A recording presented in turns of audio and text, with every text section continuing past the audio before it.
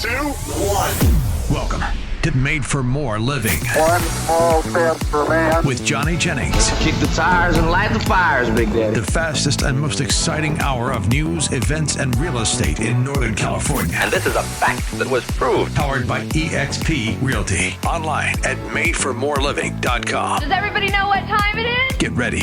Here we go.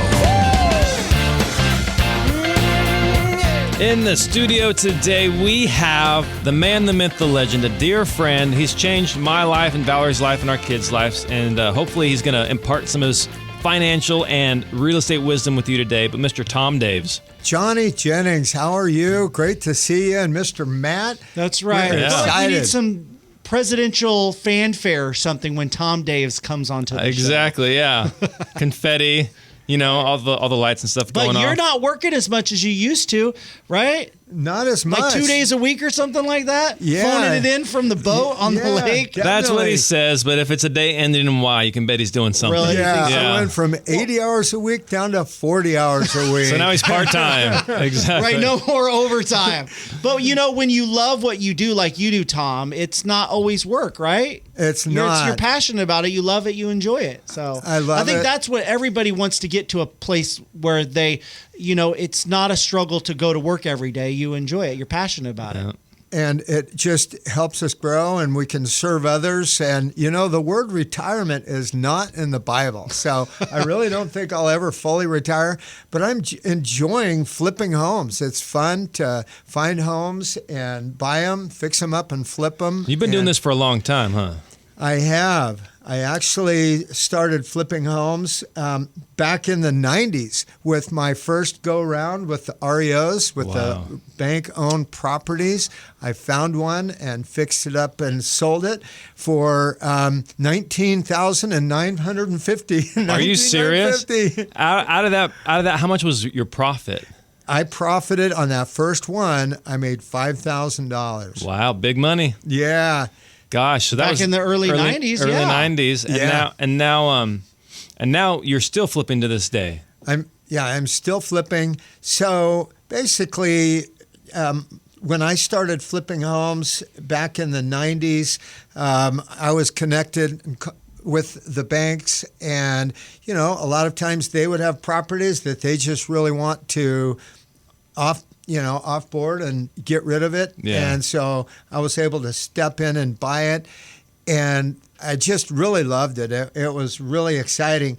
And then in 2000, the market actually started to correct. There weren't that many foreclosures. So I just started buying a lot of flips. And I basically did a mail-out program. I just basically would mail out to people that were out-of-town owners. They would own homes here locally in the greater Sacramento area, but they would live out of town.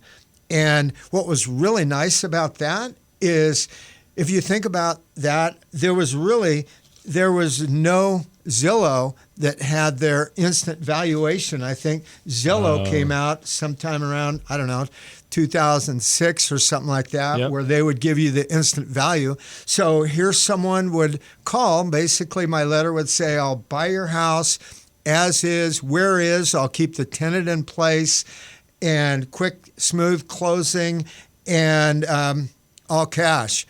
And they would call, and I would talk to them, and I would say, let me run a quick valuation, and say it was $250,000. I would say, it's, that would be including enough for a margin. And I'd say, I can buy it for $250,000. And they're like, wow, really? That sounds good to me, because there was no Zillow or Zestimate right. to know what it was. So that was fun, and that's kind of what got things started. Got it. And so you were doing that in tandem with the real estate team, but now this is, so for people who are listening, one of the things we do is we do offer like a guaranteed home sale with the Tom Daves Made for More team.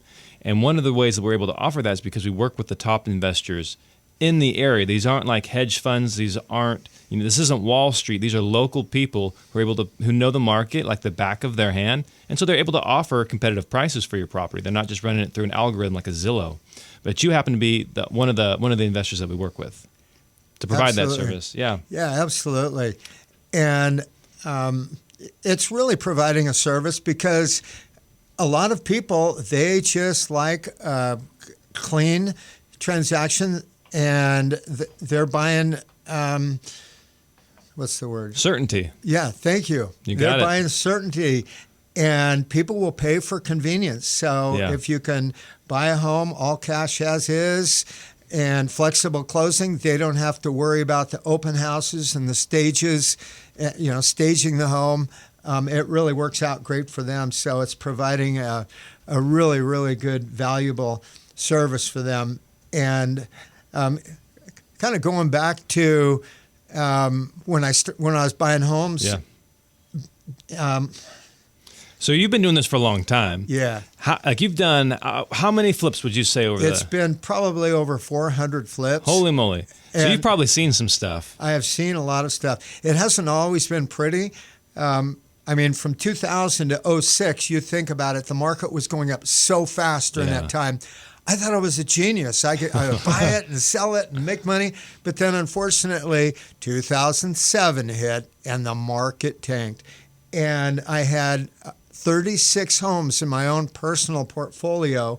And when the market tanked, it hit me hard. And this was all private and private money that I just borrowed from friends and family members and colleagues, and you've got to pay them back. Yeah. So I kind of wish that it was maybe institutional financing. Right. A lot of Sure. people would walk away from that, but I paid everyone back and was able to pivot to a new market. So it was a lot of fun and still having fun, but there's really some interesting stories. You mind sharing a couple? Yeah, well, so, actually this didn't happen to me, but it happened to a friend of mine, and it was basically called the Folsom Firehouse. So basically, he bought the home at the auction at the courthouse steps. He drove by that property that morning and looked at it and did all of his due diligence, contacted his title company to make sure there weren't any crazy weird liens on it. And then he bought it at the courthouse steps with cashier's checks. And then that night, the previous homeowners lit that home on fire. No. Oh, wow. Burned down, Oh, yeah. my gosh. Yeah, the Folsom Firehouse, yeah. So Did he have time to get homeowners insurance on it? Or? you know what? Unfortunately, he was in the process of getting the insurance, and he didn't have a binder on it. So that was a tough lesson for him to learn. Wow. So Oh, my that's- gosh. So how do you prevent that? Like, you just make sure when you close on it, you immediately get insurance? You definitely have to make sure that you get a binder the day prior. So you have to contact your fire insurance company and make sure that you get a binder on that insurance. Wow. And These were the tenants or the previous owners? the previous owners. Oh, wow. And I've run across previous owners that, one time I bought a house at the auction at the courthouse steps, and I went over to meet with them, and they were so nice and so polite. They vacuumed the carpets and they handed me the keys, and we said, "We're so sorry we couldn't make our payments." Oh. But that's definitely the exception. I mean, I've had other homes that I've purchased where one of them, they were so upset and so mad, they poured concrete down the plumbing. And Whoa. that was a big repair, a lot of plumbing. Crazy. Had another one when purchased the home, had to call the fire department and the SWAT team and had to get him out. So This seems like a good reality TV show for you, Tom. It is, Oh, with some definitely. cameras. Yeah. Had one where the family moved into the attic and they didn't really have any place else to go. So they just moved into the attic. Unfortunately, one of the gals fell through the sheetrock. Oh, It was man. two floors, and Wow. and unfortunately, a lot of times I call it the D's. The 5 D's: drugs, divorce, diplomas, default, and the daily grind. People just have problems, and a lot of times it does relate back to drugs. Yeah. One thing I learned is I think America needs more drug counselors. Absolutely. Yeah. So do they still have those auctions where you can go and purchase homes through the auctions? They do. They still have the auction. So basically the process is if someone is late on their mortgage, the bank will usually give them 90 days late. Technically, they can start that foreclosure process one day if they're late, but they usually will allow 90 days. And then once that 90-day late passes, they will file a notice of default, NOD, and then they have an additional 90 days to bring that loan current. And if they don't, then the bank will file a trustee sale, a notice of trustee sale, a NOT, and then they have 21 days. And then on that 21st day, shortly thereafter, the bank will hire an auction company to auction that property off at the courthouse. And that gets extremely, it gets extremely exciting. Yeah. And they'll auction the home off at the courthouse. You really have to know what you're doing and do your due diligence. What do you have to know when you're going to I've those heard of auctions? stories even at courthouse steps, like the experienced flippers, experienced investors. If they see somebody that's new or that seems experienced, they will intentionally bid up the price in the home, and then they'll stop bidding. And then that other person will think, hey, I won, yay, I won. But if they really overpaid for the property, they were just trying to win, and they didn't realize that they overpaid for the property. So yeah, they'll mess with you. Oh, they will definitely mess with you. There's what's called around the corner, where a group of the bidders that go there all the time will go around the corner before the actual bid, and they'll conspire on which one of them will actually bid and win that bid, and then they'll kind of split the proceeds. Wow. They also... I went to one auction once when it was actually the second mortgage lender. It was the second that was foreclosing. Mm-hmm. The home was worth about $500,000, and there was a second on it for $75,000. And so some of the novice bidders showed up. Hey, I can get this $500,000 house for $75,000. That's the opening bid. They were bidding, and this one guy got it for $80,000, and he was all excited. And then all of a sudden, everyone told him, "Well, you just bought the second. There's an underlying first mortgage of over $600,000. So good luck, man." So you really have to know what you're doing. Well, how about we talk about that? Once we come back after the break, I think you have 10 tips. 10 tips for people. 10 mistakes. 10 mistakes in buying a flip. Well, guys, the real estate bar has been raised. Clients today expect more help navigating a difficult sale fast. That's why we highly recommend Johnny Jennings and his team at Made for More Realty. For instance, they helped out Alice. She needed to sell her mother's home, but didn't want to deal with showings and open houses. Johnny Jennings and his team at Made for More Realty were able to get her an incredible as-is offer off market in 2 days. The sale was quick, discreet, and very easy for Alice. And they can do the same for you. That's why, holy cow, they have over 930 five-star Google reviews. They've been number one in Roseville for the past 3 years. Did you know you can get at least 3 cash offers on your home in as-is condition, just like they did for Alice? Just reach out to Johnny Jennings and his team at Made for More Realty, because you expect more, so get more. Just Google Made for More Realty today and get more for your home. License number 1982-171. This is Made for More Living with Johnny Jennings, powered by eXp Realty. Online at madeformoreliving.com. So something I really appreciate about you, Tom, is you work incredibly hard when you're working, but then you love to play. I do. You work hard, play hard. Work right, hard, Tom? play hard. Whether it's water skiing, barefoot water skiing, or skiing in the snow. Didn't you do some crazy snow skiing trip recently? I did. A couple of weeks ago, I went helicopter snow skiing in Utah. Oh my It was gosh! amazing. So you're jumping out of a helicopter? Well, I'm not James Bond, but they pick you up at the bottom, and then they take you to the highest peak, and then you ski down, and then they rinse and repeat. They'll pick you up and take you to the top, and you ski down just amazing, untouched powder. It is so fun. It's so amazing. Is it scary because there's no trails, right? You're just winging it and trying to figure out where to go, right? There's no trails, and you do have a guide. Okay. One-on-one is stick with your guide. I did take off once and didn't get lost, but he got pretty mad at me. He's like, stay with me, But the powder's always better when you're lost. Yeah, it's true. It's true. Are you a snow skier, Matt? Boarder? I can snowboard, but I don't do it all the time. You seem like a boarder, not a skier. Yeah, I don't go on the Black Diamonds. I stay on the bunny hills. You crossed over the dark side. You're a snowboarder. Oh, well, man. The problem is I started early snowboarding, and it's hard to go back to skiing. You've been skiing all your life, and so it's really hard for snowboarders to go back to just skiing. So it's just totally different. I started out snowboarding, and then I thought, you know what? This is stupid. Why do I have to strap in and then unstrap, and then I'm scooting along on my one foot, and my other foot's locked into the snowboard? This is dumb.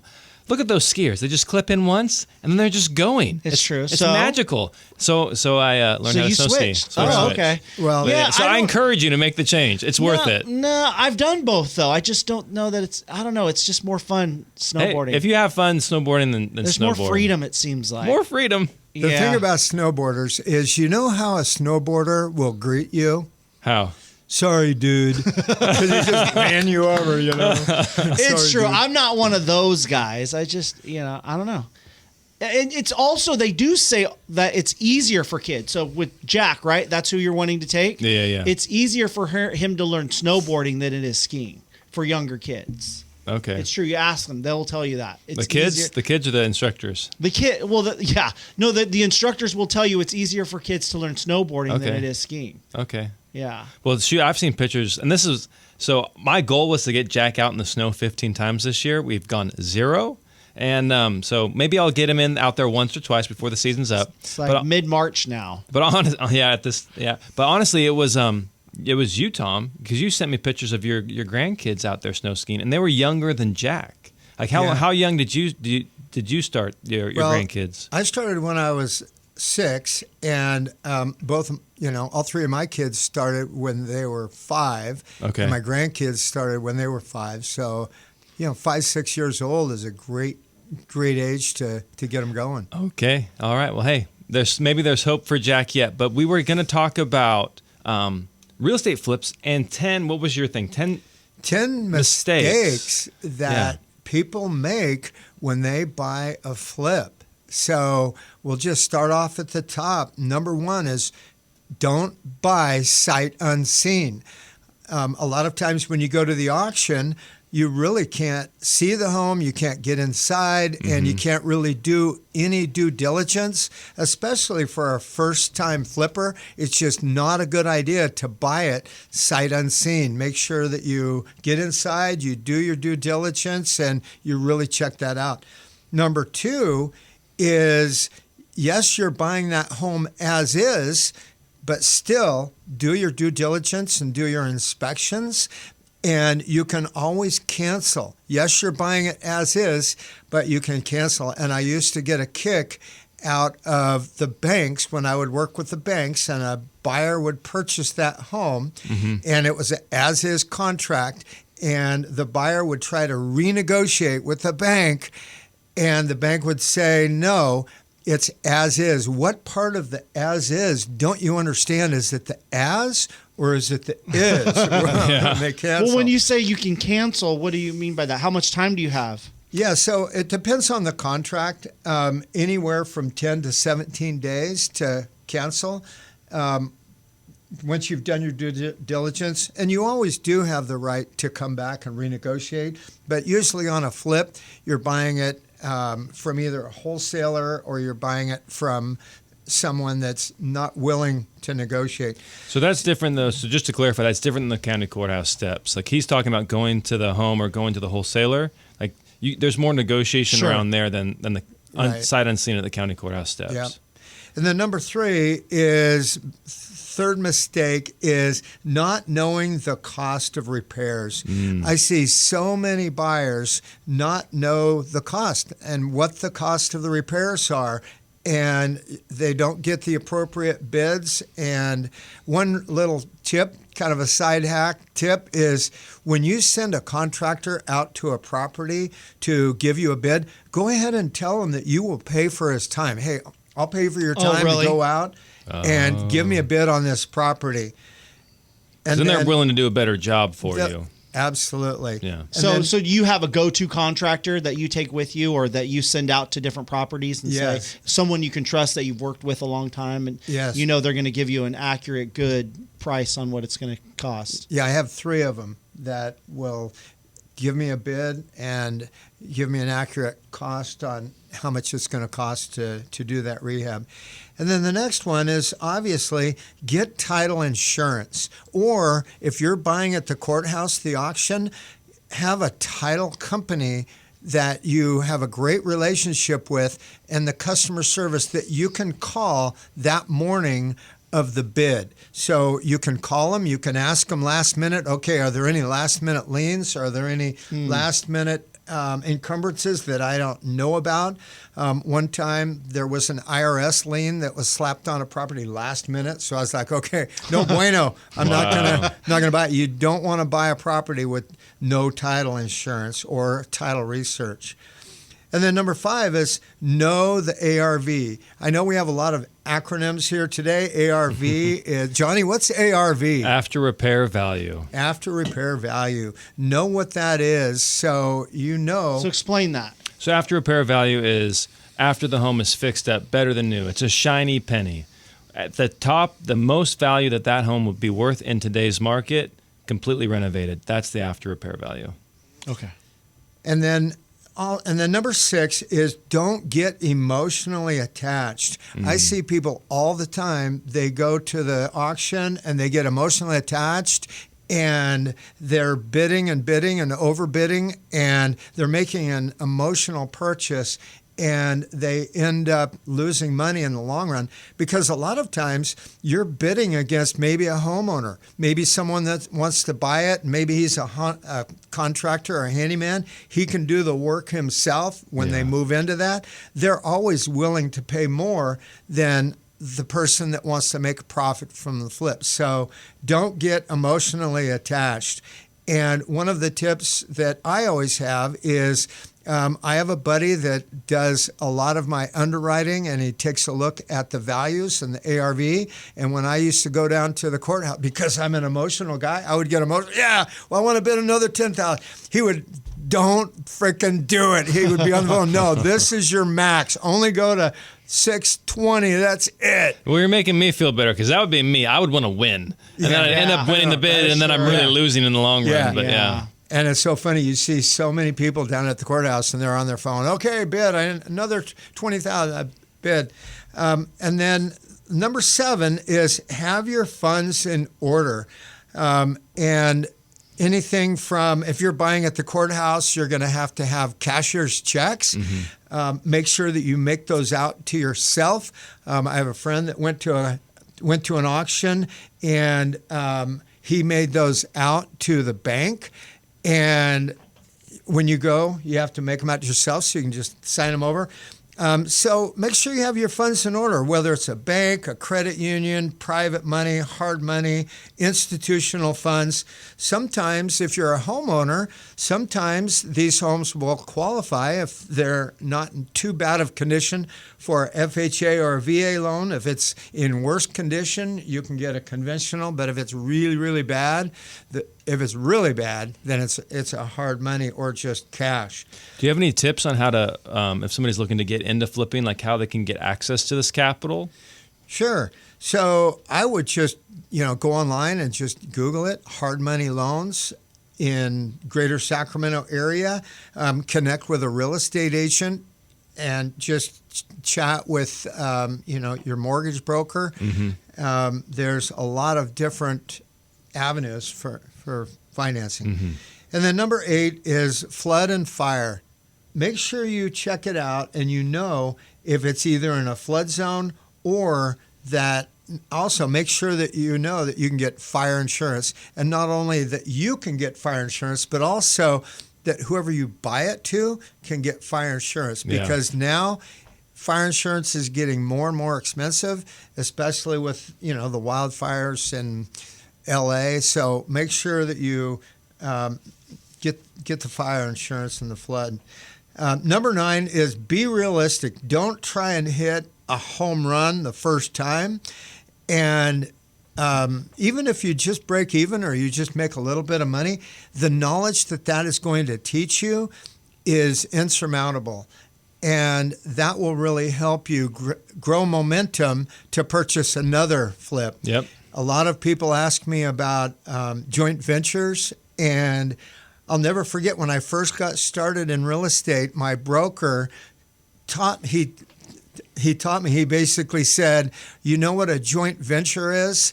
And I asked him what? And he said, well, when two parties come into the transaction on a joint venture, one party has the knowledge and the other party has the money. But in a lot of cases, when they exit that joint venture, their positions are reversed. The one with the money has the knowledge, and one with the knowledge has the money. There you go. Yeah. And then number 10 is always budget for overrides and uh-ohs, because you're always going to have things that come up that you didn't account for. So always budget for that. So those are kind of the 10 mistakes.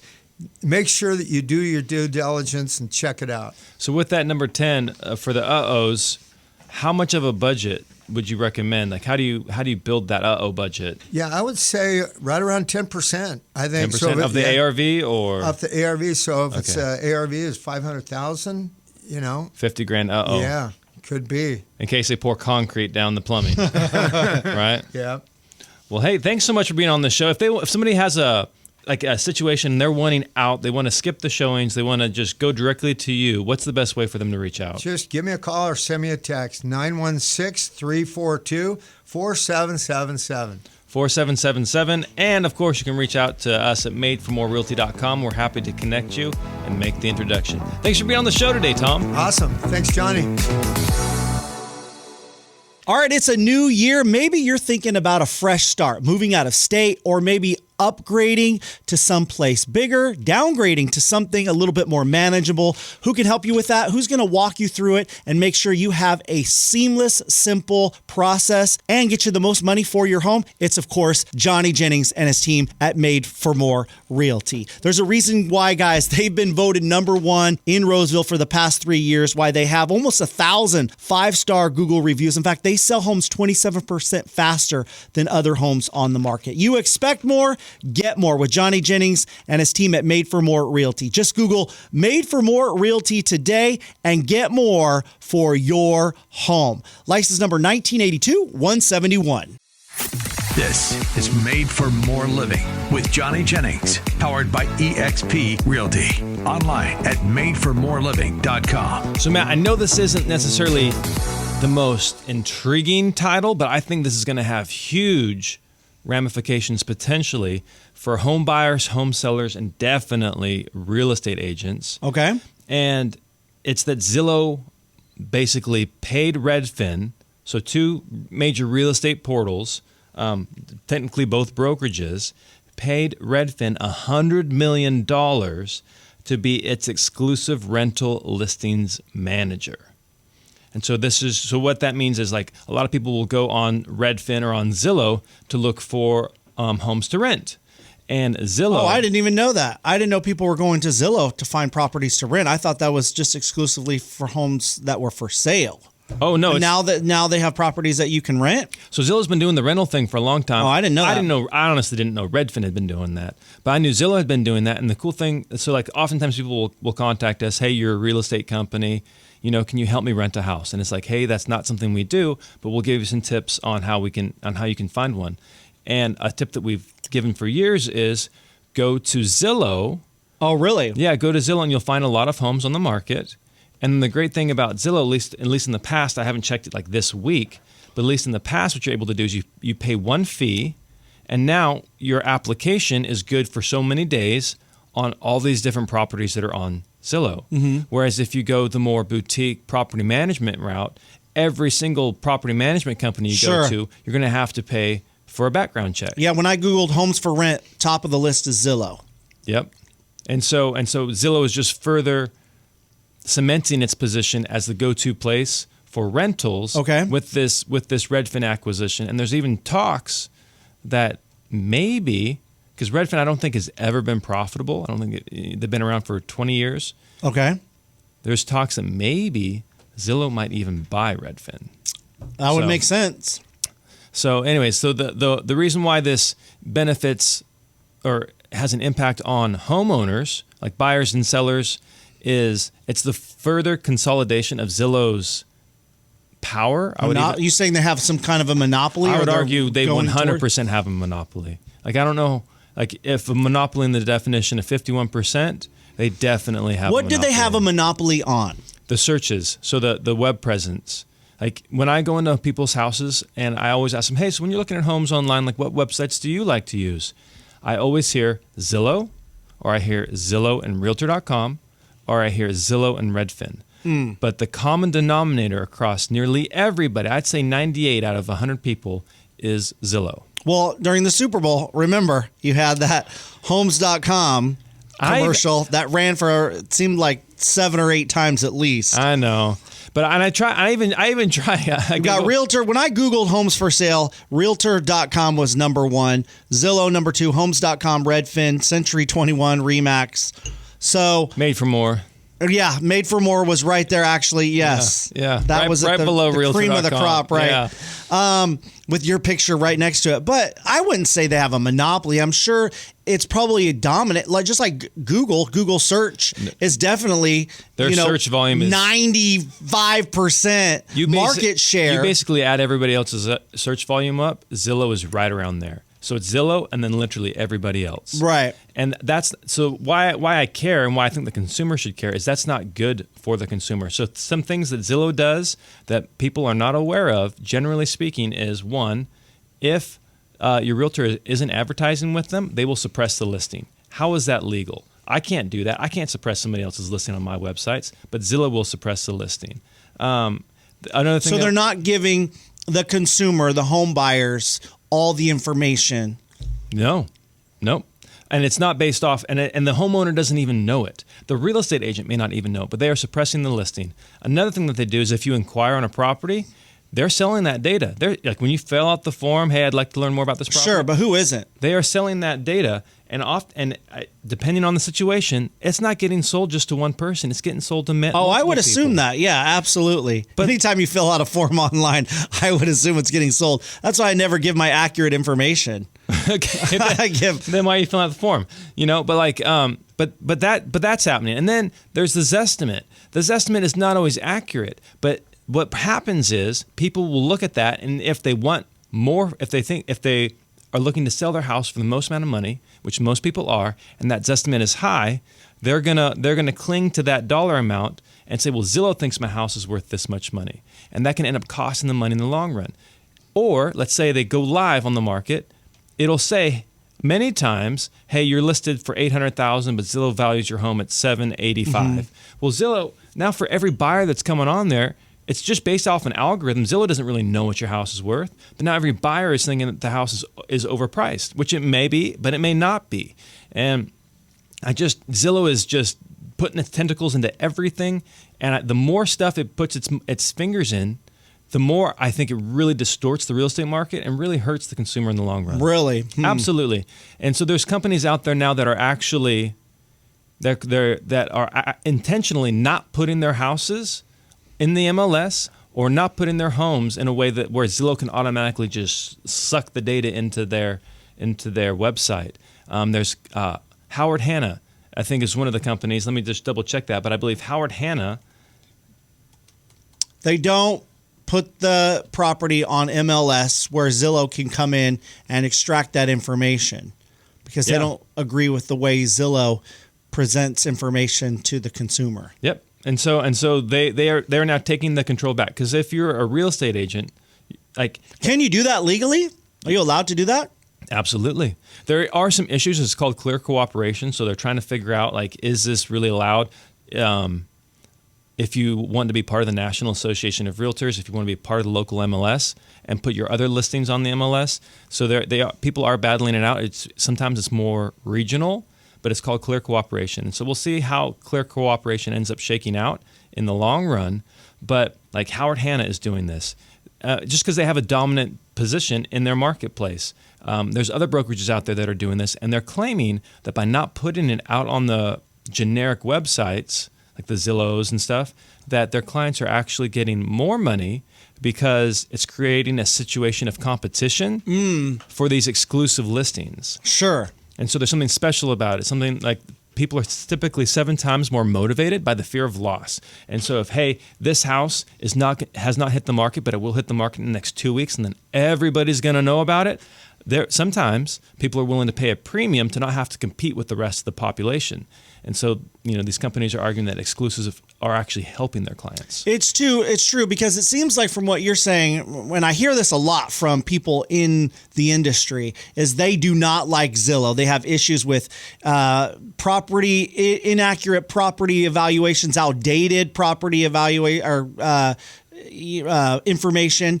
And so it seems like those within the industry have a big issue with the giant, with the Goliath out there, Zillow. Yeah. But do consumers have an issue with Zillow?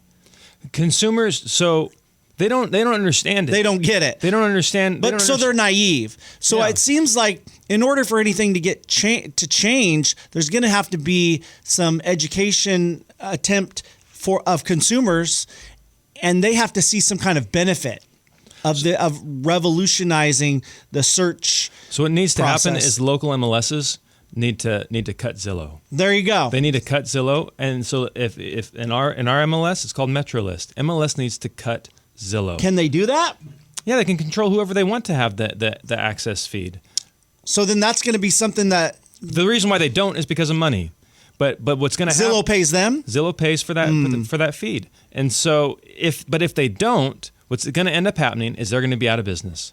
Because Zillow will become the de facto MLS. It'll become the national MLS. Oh, wow. It won't be regional. It'll be national.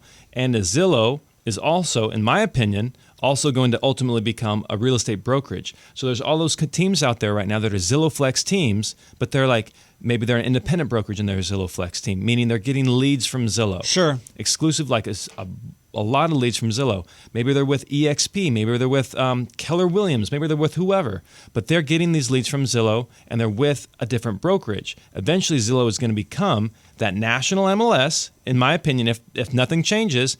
And those people who are partnered with Zillow are going to eventually have to hang their licenses with Zillow. And so Zillow is just slowly moving, rapidly, and really it's a relatively new thing in the history of real estate, but moving into every aspect of the market. And so it's not only about home sales. They're also doing home loans. They also have a title arm. They also do rentals. And so, Sure. so now there's going to be this monopoly that controls the residential real estate market in the country. And I don't like that. I don't think that's good for the consumer. I don't think that's good for the industry. And if people don't recognize the threat that real estate is in, I'm not saying tomorrow, but in the next 10 to 15 years, then there's How there's does an it issue. how does it affect the consumer negatively? So how it affects the consumer negatively is they're giving wrong information and they're limiting the buyer's experience. If the buyer's looking for a property and that property is not currently being marketed with Zillow, they are suppressing that listing. So buyers aren't able to find the inventory they want because it's being suppressed by Zillow. Conversely, if you're the home owner, your listing is being suppressed by Zillow, and that should flat out not be allowed. These companies are all mad about Clear Cooperation, and because they want the data in the MLS, because then they can suck it out of the MLS and put it in their websites. Well, then once it gets on their websites, then they arguably are not adhering to the letter of the law of Clear Cooperation because they're suppressing some listings and not suppressing others. But people don't know that. Yeah. And it's that lack of knowledge that is really that's why they get away with it. Yeah, it's a tough battle to fight. I think it's going to be really tough, but I think starting off is just educating people that Zillow is not a quality search engine when it comes to looking for properties. It's inaccurate. And so I think that's the only thing you can do right now. Wouldn't you agree? Is there anything else that can be done? I mean, you're not going to ask for certain legislation. Do you want to claim that Zillow is a monopoly and for the federal government to do something about that? I definitely think there should be legislation coming down, from Washington about where Zillow is headed, because it is not headed in a good place for the consumer. If Zillow is the only website, which is what they would like, if Zillow is the only website where you can go to find properties that are available for rent and that are available for sale, then now they control the information. Whoever controls the information controls the consumer, and that is just a bad place for the American consumer to be in. It's true, but I mean, I think one of your claims of Zillow suppressing listings, because that falls into, isn't that some kind of real estate violation where you're not showing certain homes or certain neighborhoods to certain people or something like that? Isn't there some kind of like a fair housing type of a thing?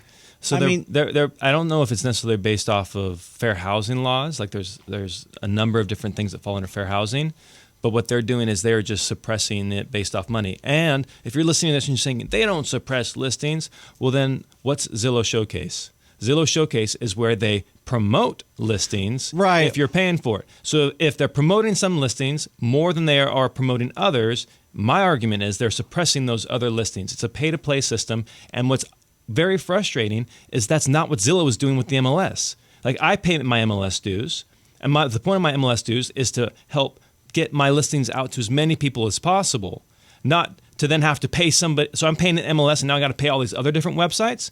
Well, then what happens? Right. Okay, I'm just going to pick one website. I'm not. So paying you don't the MLS. have to. You don't have to put it on MLS. You can put it on independent websites.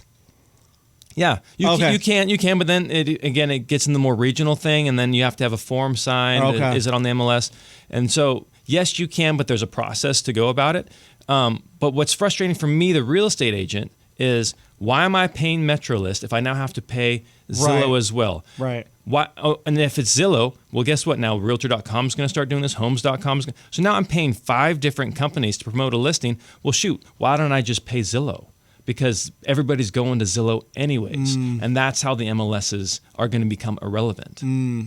It's interesting to say the least. So anyways, it seems like quite a complex and challenging problem. It is, but it's a complex problem if the MLSs are not willing to rein Zillow in and say, hey, knock it off, stop this, or we're going to cut your feed off. But it's hard to fight the company that's feeding you. But they're only feeding them part. Like if all realtors were like, "Hey, screw you guys, we're not going to pay you any money if you don't rein in Zillow." Right. Then they're out of a bit. Then they have nothing. Then Zillow has nothing. Yeah. So the realtors still have the power. The consumer still has the power. Zillow doesn't. But if things don't change, Zillow will have the power.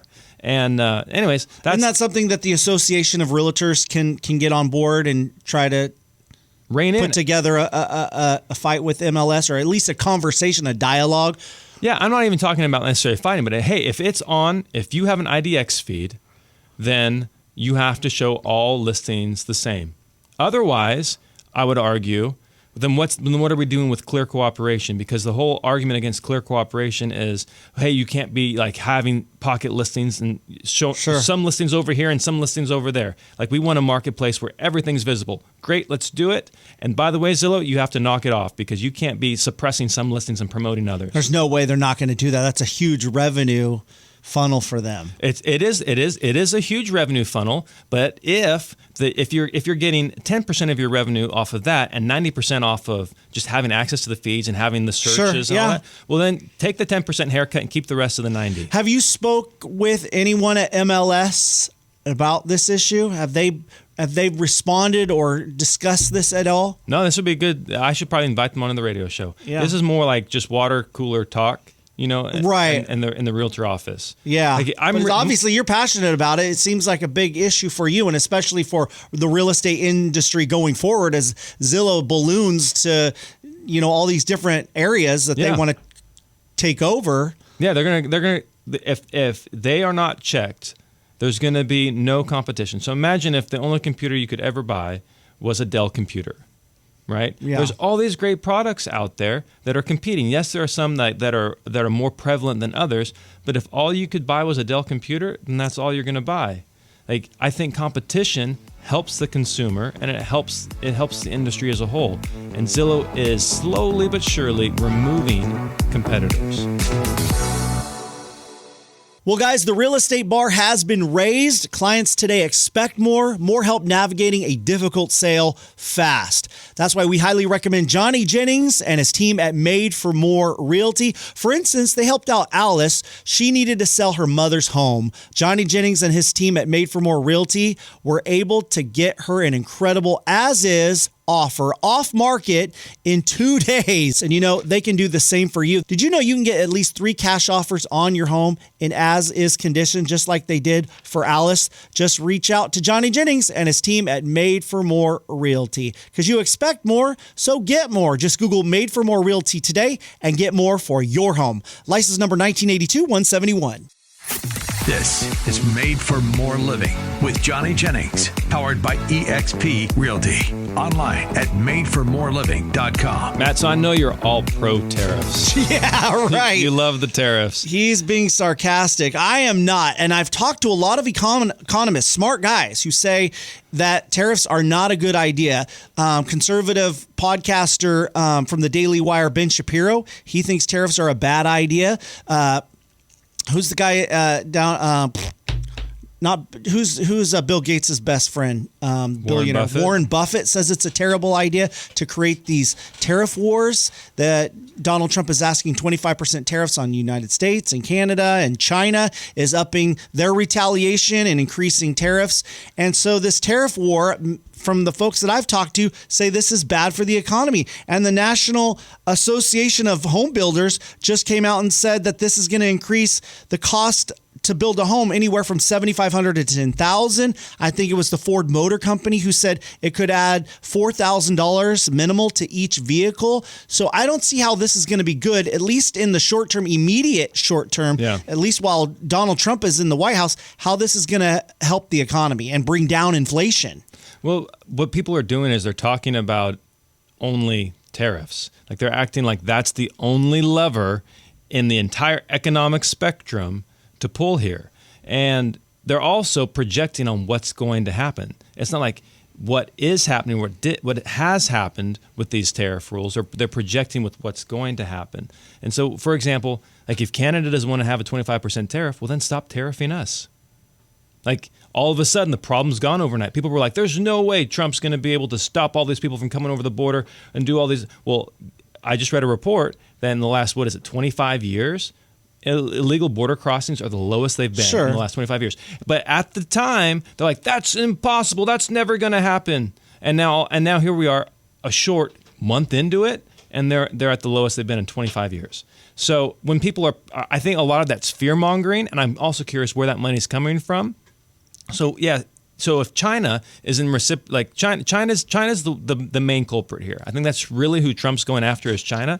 But when it comes to like affecting the housing market, okay, well, what people tend to pivot to is, well, maybe we can bring that home. Maybe we can, those companies can come here. Maybe we have the resources here for the lumber rather than getting it from Canada.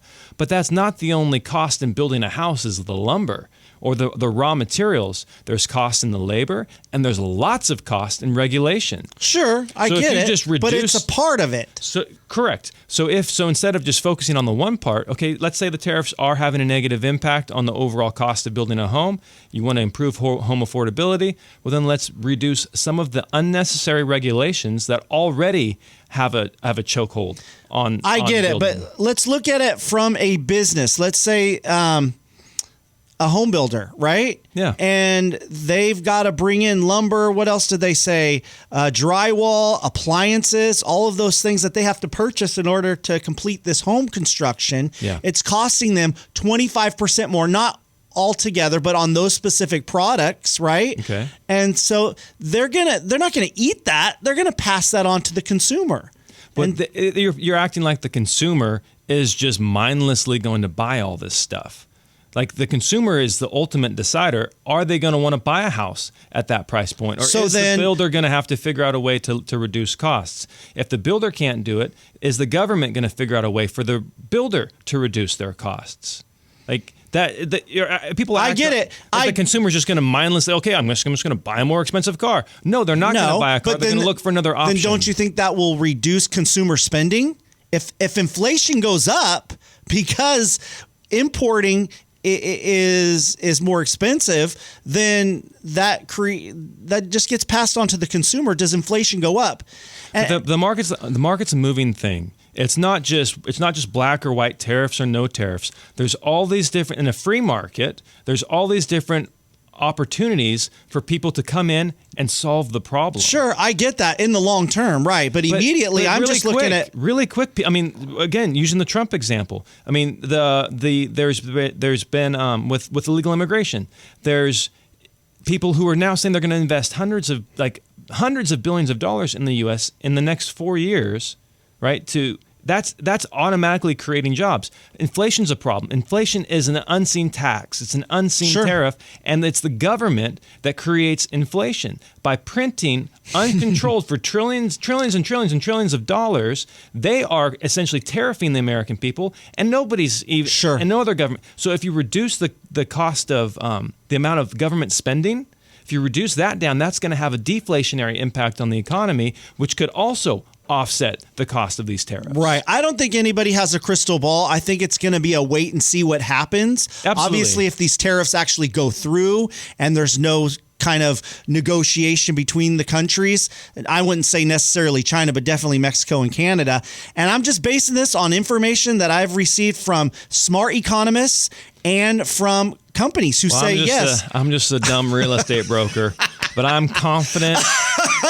I'm confident in the American spirit and the American drive to find solutions. And I think the conversation is more complex than tariff or no tariff. Yeah, well, we're curious. What do you think? Johnny would love to hear from you, whether you think he's right or I'm right. I'm sure most people think you're right, though. I hope so. What's the phone number? Yeah, the phone number where you can reach out to us is 855-935-MORE. That's 855-935-6673. Or you can just Google Made for More Realty and type in tariff in the chat box and we'll know who you are. Thanks, Matt.